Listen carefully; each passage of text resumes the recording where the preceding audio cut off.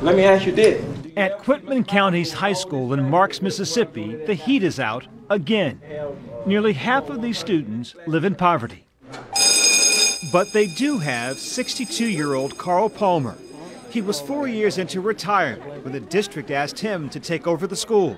This is his first year as a principal. I want to see them come out of poverty. I want to see the students excel. What's the hardest part of your job? The hardest part of my job sometimes is telling students no on some things that I would like to tell them yes. And sometimes we just don't have the resources. The last manufacturing jobs left Marks when this soybean plant shuttered 4 years ago. Half the people here are unemployed. 4 out of 10 never finished high school. Palmer says only 15% of these students will go on to college.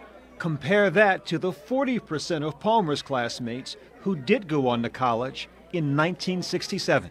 The black community has become complacent. We've reached, they want to say we've reached where we need to be. And see, the kids now and some of the younger parents that are raising these kids don't understand that we haven't reached that point. So if in the Mississippi of 1967, racism and Jim Crow was the enemy, what's the enemy now to these children? We're the enemy ourselves because we're not pushing ourselves enough. We want to go out and we want to make money fast, drugs, gang affiliation, all of that is our enemies, but it's ourselves now. All right. Palmer is always roaming the hallways. Which one's going to help us? He's hired teachers that support his no excuses, high expectations philosophy.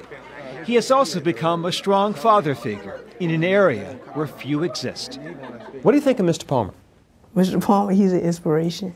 17-year-old junior Jamarcus Watson is like most of the students here. His family has little money, and he comes from a single-parent home. But Watson is a straight-A student. What's different about you think, than most of your classmates who don't want to go to college? I have my mind screwed on right. And what happens to a kid here if they get distracted? They basically fail. In school or in life? In both. This my daddy, this my daddy. Palmer is just 7 months into his new job and knows progress will not come without struggle. I think kids have to have what I call the in spite of theory. In spite of where I come from, there's a world out there that you can become a part of if you simply apply yourself.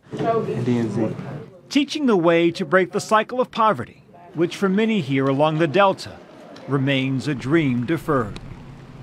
Byron Pitts, CBS News, Marks, Mississippi.